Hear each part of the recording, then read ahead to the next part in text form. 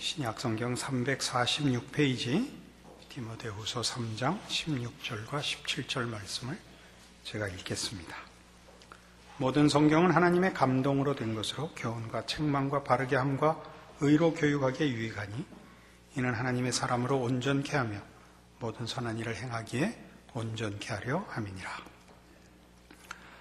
우리는 교회가 그 신앙을 가르치며 또 교회가 그 신앙을 순종하는 문제에 있어서 성경만을 유일한 근거와 내용으로 삼고 있습니다. 그런데 이 성경의 권위를 심각하게 아주 심하게 말하면 대적하기도 하고 대등한 권위로 도전하는 몇 가지 내용들을 살펴보는 가운데 오늘 그 마지막으로 생각할 것이 전통입니다. 전통이라는 것은 말하자면 오랜 세월에 걸쳐서 인간과 삶에 관한 경험들에서 추출된 이해나 해석들을 말합니다. 교회에서는, 그러니까 기독교에서는 그 고대성으로 인해 구속력을 갖는 전통적 교리나 신념이라고 정의되어 있습니다. 이런 것들은 말하자면 우리가 가지는 신앙적인 그 고백과 그 신앙에 대한 이해가 오랜 세월에 걸쳐서 검증되고 다듬어지고 쌓여온 것들에 대하여 가지는 어떤 존중이며 또는 교회 안에 쌓인 보화들이라 이렇게 얘기할 수 있습니다. 긍정적으로 먼저 얘기를 하는 것입니다. 전통의 필요성은 전통이 가지는 오래고 많은 경험과 이해라는 사실 때문에 그 가치가 매우 큽니다. 전통이 늘 옳다는 것은 아닙니다. 그러나 전통을 우리가 소중히 여기는 이유는 그것이 오랜 세월에 걸쳐서 누적되고 다듬어졌다는 것 때문에 그러는데, 오랜 세월이라는 것은 시간만의 문제가 아니고 그러니까 많은 경우를 포함하는 것이죠. 오랜 세월이라는 것은. 그리고 달라진 시대에도 불구하고 그 모든 시대에 걸쳐서, 모든 상황과 경우에 걸쳐서 가지는 그 내용, 가치, 이런 것 때문에 전통이라는 것을 가볍게 생각을 합니다. 그러니까 전통을 소중히 여겨야 할 이유는 옛날 사람들이 읽은 식으로, 이해한 식으로 성경을 읽고 성경을 해석하겠다, 그런 의도를 말합니다. 왜 이것이 필요하냐 하면 조금 전에 설명한 것과 같이 기독교 교회사에 걸쳐서, 그러니까 우리 기독교 교회사면 2000년 교회사와 이스라엘의 역사까지 포함해서 약 4000년의 역사 동안에 한 번도 같은 경우가 있을 수 없는 언제나 달랐던 상황과 또는 그 시대 속에서 어떻게 성경에 기록된 말씀들이 그 구속력을 가지며 또는 그 진실한 길이 되며 또 힘이 되었는가를 우리가 그 오랜 경험 속에서, 많은 경우 속에서 그 가치를 인정받은 것이기 때문에 전통을 소중히 가지는 것입니다. 그렇게 하는 것은 한 개인이 가지는 짧은 인생과 제한된 경험 속에서 성경을 독자적으로, 즉 가볍게 해석하는 것을 뭐라 그럽니까? 하는 것을 걱정하는 겁니다. 그런 신의 경험과 입장에서 성경을 해서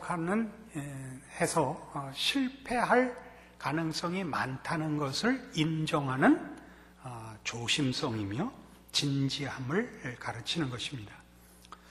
이런 차원에서 하나 짚고 넘어가야 될 게 뭐냐면 그 큐티입니다. 큐티는 아주 좋은 신앙 훈련이며 신앙의 자세입니다. 그러나 본인이 읽고 본인이 해석하고 느낀 것을 그 구절을 해석하는 유일한 또는 가장 적합한 해석이라고 혼자서 생각하시면 안 됩니다. 어떤 이들은 이런 식의 말하자면 전통을 무시하고 개인의 이해와 경험을 가장 중요한 근거로 하여 용감하게 또는 경솔하게 성경을 해석하고 신앙을 단정하는 버릇들이 있기 때문에 경고를 하는 것입니다. 그 가장 극단적인 형태가 기도하는 마음으로 성경을 열고 그때 읽은 것이 그날의 지침서라 이렇게 생각하는 것들입니다. 안 됩니다. 이렇게 하면. 그러니까 제가 알고 있는 가장 난처했던 경우는 들은 것입니다. 어느 목사님이 어떤 가정에 기쁜 일의 신방을 가서 그런 진지한 마음과 하나님의 인도하심을 바라고 성경을 펴서 읽었는데 굉장히 혹독한 경고의 말씀을 읽게 돼가지고 서로 당황했다고 합니다. 언젠가는 한번 어느 분하고 신방을 같이 갔는데 그 기도하게 되신 분이 기도를 아주 잘하시는 분이었는데 기도를 횡설수설하더니 끝나고 나서 제가 보기에는 본인은 다르게 얘기했으면 제가 보기에는 본인이 횡설수설 해놓고는 이상하다 이 집에 무슨 일이 있나 보다 기도가 안 된다 라고 뒤집어 씌우는 것도 봤습니다. 이런 것들은 안 됩니다. 준비하고 오셔야 됩니다.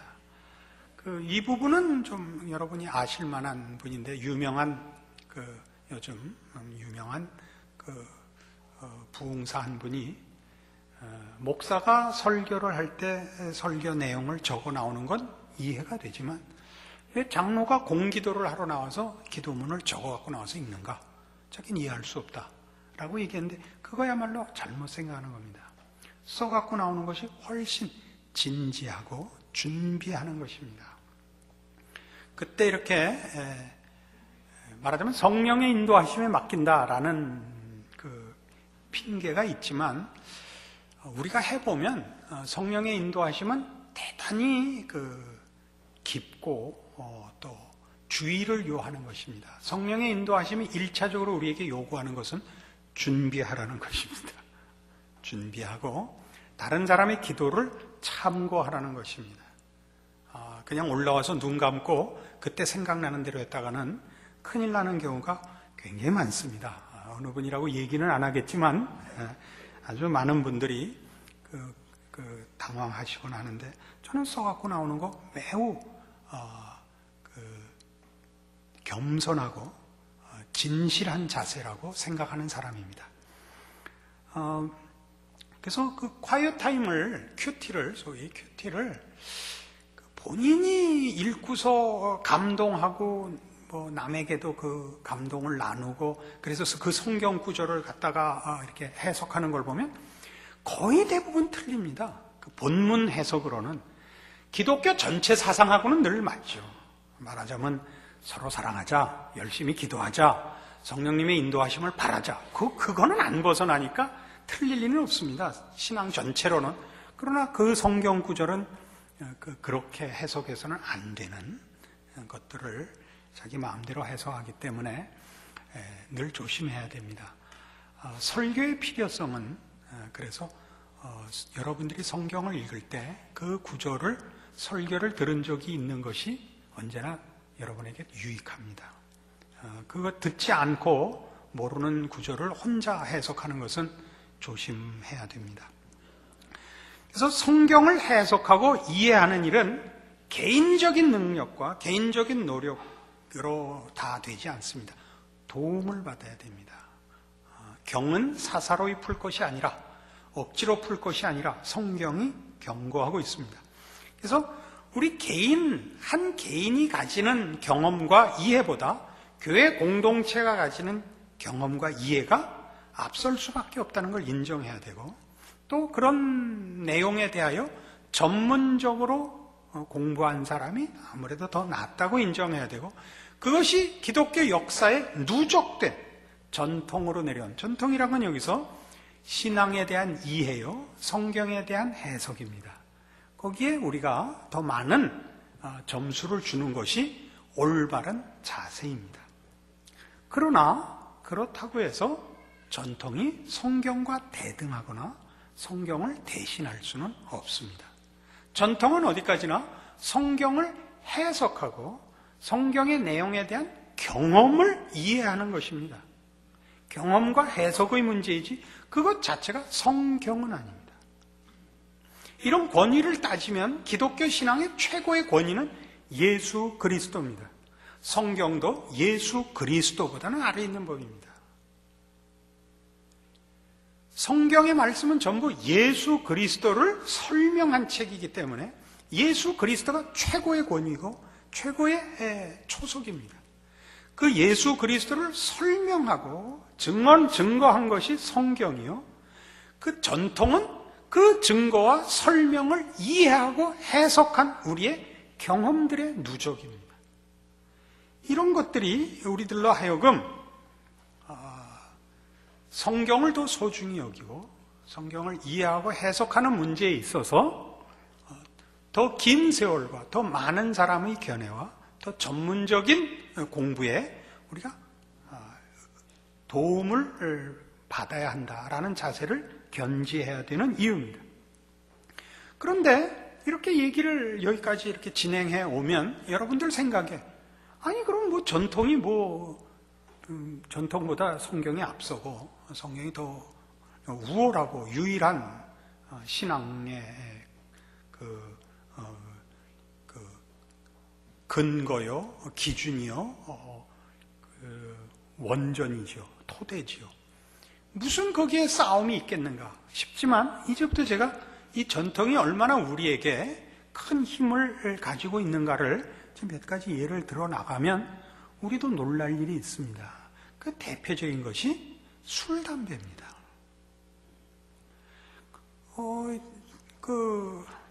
한국 교회에 술, 담배를 못하게 한 것은 성경이 금한 게 아니고 처음에 한국 교회에 기독교를 전파로 온 선교사들이 금지시킨 교회의 규칙입니다. 그러니까 전통이 된 거죠. 한국 교회의 전통이 됐습니다.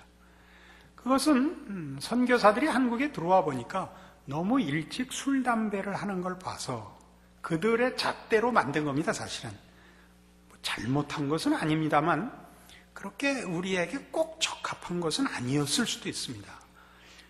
왜 그런 일이 생겼느냐 하면 예전에 10대에 다 장가를 갔습니다. 12살, 13살에 장가 가서 상투 틀면 어른이 된 표로 장죽을 물는 겁니다.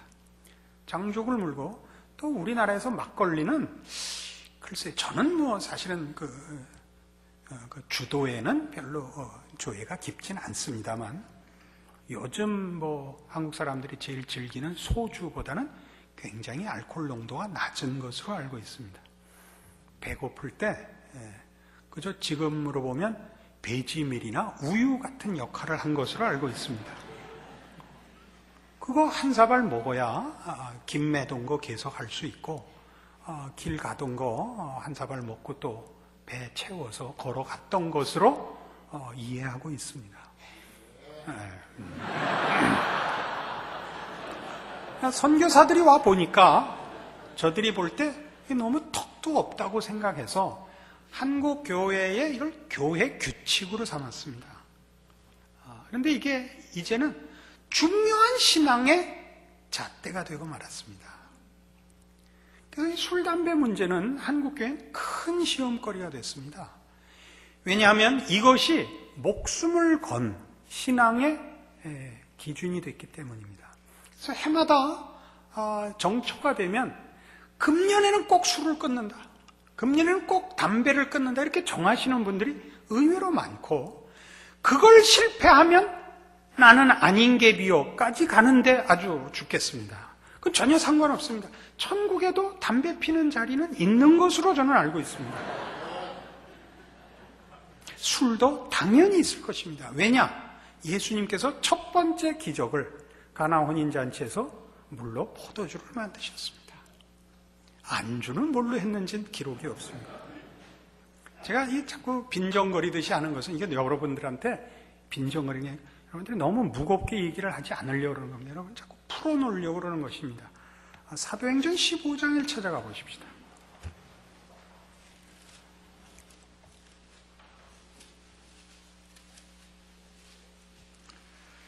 신약성경 213페이지 사도행전 15장 1절입니다.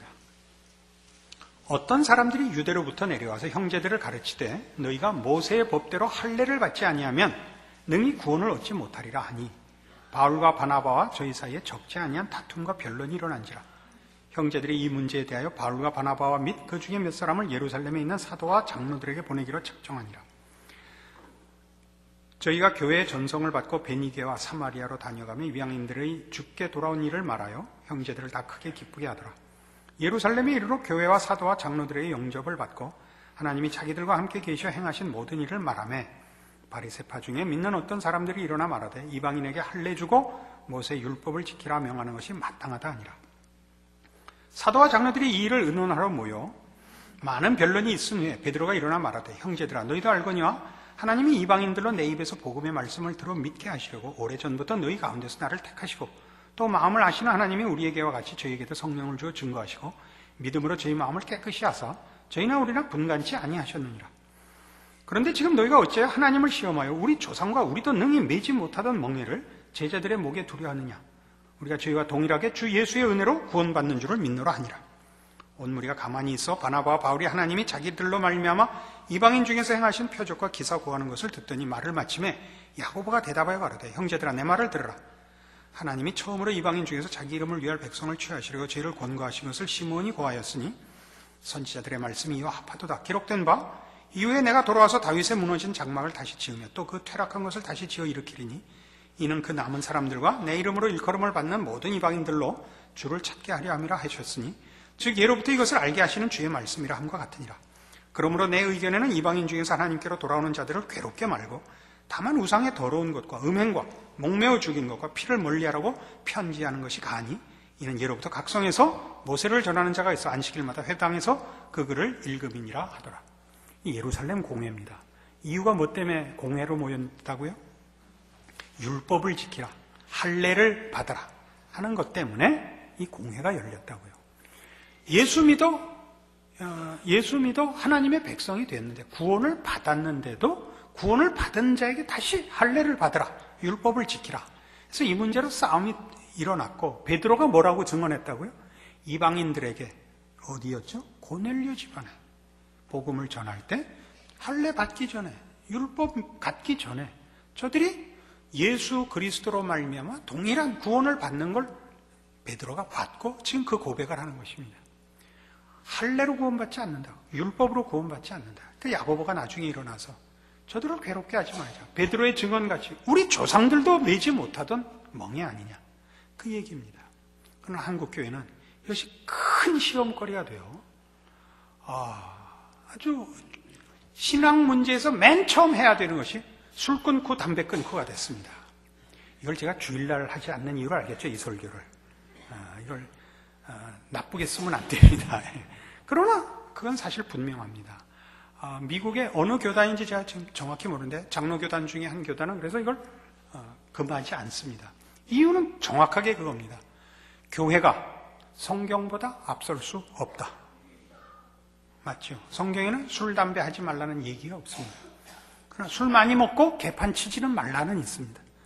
담배도 그렇고요. 물론 술, 담배를 안 하는 것은 한국 교회는 일종의 기독교에 대한 트레이드 마크가 됐습니다. 그래서 이것은 조심해야 됩니다. 그리고 건덕상 좋습니다. 건덕상 좋습니다. 한국 교회가 이미 100여 년을 이런 전통 속에 있는 바람에, 술, 담배 안 하는 사람이라는 전통 속에 있는 바람에 밖에서 우리를 볼 때는 이것이 중요한 하나의 그 표입니다. 예수 믿는 사람의 표가 술, 담배 안 하는 사람, 제사 안 지내는 사람 이렇게 되어 있습니다. 그러나 이것이 여러분의 신앙 양심을 괴롭혀서는 안 됩니다. 우리가 사는 사회가 이런 것을 우리의 중요한 표로 갖고 있으면 지금 하는 말은 여러분 새겨 들으셔야 됩니다. 우리가 알고 있는 실력을 가지고 나 혼자 자유를 누리면 되는 것이 아니라 상대방의 영혼이 시험받지 않도록 내 자유를 포기할 수 있어야 됩니다. 그것이 뭐였죠? 고린도전서 8장과 10장에 나오는 사도 바울의 고백입니다. 모든 것이 가하나 모든 것이 유익한 것이 아니기 때문에 먹든지 마시든지 무엇을 하든지 하나님의 영광을 위하여 하겠다 이겁니다. 그러니까 그거는 신자의 신앙 수준에 관한 것이지 신앙 자체의 문제는 아닙니다. 구원을 받았느냐 범죄하느냐의 문제는 아닙니다. 그러니까 이거는 우리한테는 굉장히 뿌리 깊은 전통으로 남아서 우리에게 성경보다 앞선 구속력을 가지고 있지 않습니까? 뭐 어려운 게 많습니다. 주의를 지키는 문제도 전통적으로 주의를 지키는 것은 우리는 거의 유대인들이 지키는 수준의 안식일을 지키는 것 같이 지켰습니다. 그래서 주일날은 안식일 개념의 연장으로 봐서 차도 안 타고 안 사 먹고 저는 이제 다르게 해석합니다. 이 안식일 논쟁을 예수님께서 그 복음서에서 바리새인들과 한 것을 기억하실 것입니다. 안식일에 선을 행하라. 선을 행하라. 그러니까 이렇게 차별을 하는 것이 다가 아니고 선을 행하고 적극적으로 행하셔야 됩니다. 주일날 같이 사 먹어서 훨씬 좋은 일이 생기는 일이라면 비싼 거 맛있는 거 사 먹고 즐겁고 행복한 하루 되십시오. 이걸 아주 이게 중요한 유일한 신앙의 기준이 되지 말아 주십시오. 이해하시겠습니까? 사실은 주일날 오실 때는 이건 우리 3일 저녁 우리 요 300명 그 어디였죠? 그 스파르타 정예군끼리만 하는 얘기예요. 주일날은요 기쁘고 잘 입고 오세요. 근데 이 말을 제가 사실은 할 수가 없는 게 금방 사치해지고 금방 정죄를 해서 말을 못하겠어요. 그 다음엔 청바지 입고 오면 다 째려봐서 청바지가 구멍이 난단 말이에요. 그래서 말을 못하겠다니까. 그러나 아시는 분들은 주일을 기쁜 마음으로 좀 오세요. 잘 입고 오세요. 잘 입는다는 게 꼭 사치한 것이 아닙니다. 주일, 알겠죠? 요즘은 이게 좀 그런데 전혀 개의치 않아서 세례 받으러 오는데 슬리퍼 끌고 오는데 사실은 제가 난감합니다. 그날은 좀 잘하고 왔으면 좋겠어요. 어떻게 하려는 거 아니고 이렇게 잘하고 왔으면 좋겠어요. 근데 말은 사실 제가 아직까지 안 했어요. 제가 우리 교회에서 23년째 설교하는데 저도 대단한 사람이다. 그런 생각을 아니 할 수가 없습니다. 언젠가 여러 해 전입니다만 제가 예를 여러 번 들었죠. 슬금슬금 이 얘기를 하고 싶은 걸 참고 그 대신 조금씩 흘렸던 얘기 중에 하나인데 모르는 교회 장로님이 저에게 전화를 했습니다. 제가 어떤 교회 장로인데 목사님은 이해하실 것 같아서 이 상담을 합니다. 제가 장로된 지 20년이 넘었는데 담배를 못 끊고 있습니다. 어떻게 하면 좋겠습니까? 제 대답은 단호하고 분명합니다. 들키지 마십시오. 왜 그런 얘기를 그렇게 단호하게 할 수 있다고요? 분명하게? 그분이 20년을 고민하고 한 전화입니다. 덕스럽진 않죠. 그러니까 들키지 말아야죠. 남을 위하여 자기를 속이는 게 아닙니다. 우리는 그런 거를 속인다고 생각하는데 정직이라는 건 빨가벗는 게 아닙니다. 빨가벗는 거는 무례한 겁니다. 그리고 무식한 겁니다.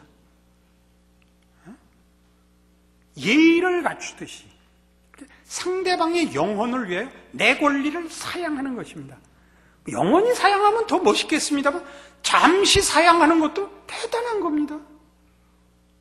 그거를 여러분 이해하시고 이것이 신앙인으로서 가져야 되는 지혜요, 올바른 신앙에 대한 이해라는 걸 아셔야 됩니다. 우리 건축하시는 우리 교인 한 분이 저한테 그런 질문을 한 적이 있습니다. 사실 이런 간증을 하려면 할 게 많습니다만은 제가 잘났다는 것이 너무 드러나기 때문에 제가 참고 있었는데 오늘 나온 김에 합시다. 이건 참 좀 난감한데요. 우리는 많은 경우에 뭘 공사를 따고 뭘 하려면 뒷돈을 많이 줘야 되는 그런 아주 후덕한 사회에 살고 있습니다. 꼭 그 원칙대로만 살지 않고 야박하게 살지 않는 그런 사회에 살고 있기 때문에 공사를 하나 따려면 담당자에게 뒷돈을 줘야 되는데, 그러면 예를 들면 10억짜리 공사를 따려면 1억을 줘야 되는데 그럼 9억 갖고 해가지고는 남는 게 거의 없다 이겁니다. 그러니 그걸 소위 말하는 그 뒷돈을 줘야 되느냐 말아야 되느냐, 주고라도 따야 되는데 그렇게 하는 게 신앙 양심에 걸린다. 제가 분명하고 단호하게 또 답을 줬습니다. 주십시오. 놀랬죠. 아니 어떻게 주고 공사를 제대로 하시오. 다른 사람들은 1억 주고 9억에 따서 3억 먹고 6억에 하니까 부실 공사가 되죠. 그래도 괜찮은 게 담당자가 1억 먹었으니까 뭐라고 안 그러죠. 그러지 말고 1억 주고 8억에 제대로 8억에 줘서 1억만 먹으시오. 이게 제 답입니다. 얼마나 쌈쌈합니까? 이런 것들이 사실은 교회사 속에 있습니다. 교회사 속에 있습니다. 아프리카에 있는, 옛날에는 북아프리카가 중요한, 지중해 연안의 중요한 문명국 중에 하나였습니다. 여러분 잘 아시는 카르타코가 그랬지 않았습니까? 그 북아프리카의 어느 교부, 속사도 교부, 하여튼 초대교회의 우리 기독교의 어른이 이제 이슬람교도의 핍박을 받고 오니까 초대교회는 아니겠네요. 좀 지나서 중세 막 시작할 무렵쯤 됐겠네요. 이슬람교도의 정복을 당해가지고 이제 신앙을 포기하고 이슬람교도가 되라는 강요를 받고 있는데 거부하고 있는 겁니다. 그러자 이제 피할 수 없는 시험을 냈어요. 이슬람 국가의 왕이 앞에 십자가를 그려놓고 어른을 부른 겁니다. 나오지 않으면 명령불복종이 되고 나오려면 십자가를 밟고 와야 되게 생긴 겁니다. 그런데 조금치의 망설임도 없이 밟고 나온 겁니다. 그러니까 당신은 예수를 믿고 십자가를 높이면서 어떻게 십자가를 이렇게 들여 밟고 오시는가? 그 양반이 이렇게 대답을 했습니다. 갈보리산에는 십자가가 3개 있었습니다. 하나만 예수님 거고 2개는 강도 거였습니다. 우리는 경직되어 있습니다. 하나님께서 우리에게 주신 신앙의 내용들은 우리를 살게 하고 우리를 기쁘게 하고 진정한 진리와 자유와 만족으로 이끌기 위하여 주신 것들이요, 그렇게 우리에게 찾아오고 계시는 하나님에 대한 설명입니다. 우리가 죄와 싸우는 데는 한치의 양보도 없고 거기에는 변명이나 거긴 타협이 있을 수 없습니다. 그러나 사는 문제와 목표에 가기 위해서는 직선으로 갈 수는 없는 겁니다. 직선으로 가는 사람은 피터팬 하나밖에 없습니다. 이 사람은 날아가니까 아무 장애물이 없습니다. 그러나 우리가 여기서 예를 들면 관악산을 가겠다 그러면 매번 관악산으로 갈 수는 없습니다. 얘기하려면 교회 밖으로 일단 나가야 되는데 관악산은 여기서 서남 방향에 있고 우리 출구는 동북 방향에 있습니다. 그러면 관악산을 가자 그러면 여기서 다 이 담벼락을 뚫고 나갈 수 있는 사람은 아무도 없습니다. 다 돌아서서 나가야 됩니다. 아니, 관악산을 가지는데 왜 쳐다보기는 다, 저 오른쪽으로 가서 뭐 수유리를 가려는가? 이런 욕을 먹어야 되는 겁니다. 이렇게 돌아가야 되는, 그게 가겠다는 의지예요. 가겠다는 의지. 직접은 갈 수 없으니까 괜히 쳐다보고 밤낮 거기서 큰 소리만 치고 있게 되죠. 가진 못하고. 누가 뭐 학교 가다가 뱀 장수가 뭐 줄을 탄다 그래서 학교를 못 갔다고 하루 종일 뱀은 결국 줄을 안 타더래요. 약만 팔고 그렇게 되고 마는 거예요. 그러니까 서로 상대방을 공격하고 정죄하는 데만 써먹지 자기가 그 신앙생활을 하는 데는 성경을 써먹지 못하는 일이 생긴다고요. 우리가 성경 해석과 신앙에 대한 이해에 대하여 성경이 가르치는 것을 제대로 이해하는 것은 굉장히 중요합니다. 전통적인 해석과 우리에게까지 전수된 그런 경험들을 우리가 소중히 여겨야 합니다.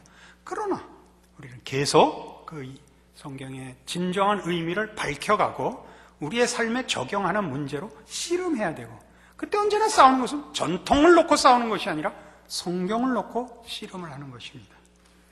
그래서 우리는 전통의 필요와 그것이 성경과 같지 않으며 성경을 해석하고 씨름한 선대의 노력이라 하는 이해와 함께 오늘 우리의 성경 이해와 신자로서의 삶의 그 싸움을 포기하지 않는 자세로 전통을 돌아보며 또 그렇게 성경 말씀의 귀한 것들을 놓지 않고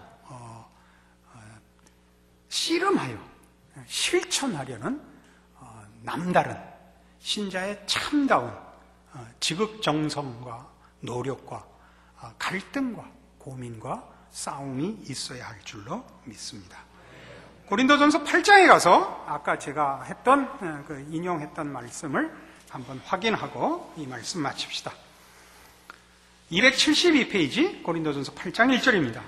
우상의 제물에 대하여는 우리가 다 지식이 있는 줄을 아나 지식은 교만하게 하며 사랑은 덕을 세우나니 만일 누구든지 무엇을 아는 줄로 생각하면 아직도 마땅히 알 것을 알지 못하는 것이요 또 누구든지 하나님을 사랑하면 이 사람은 하나님의 아시는 바 되었느니라.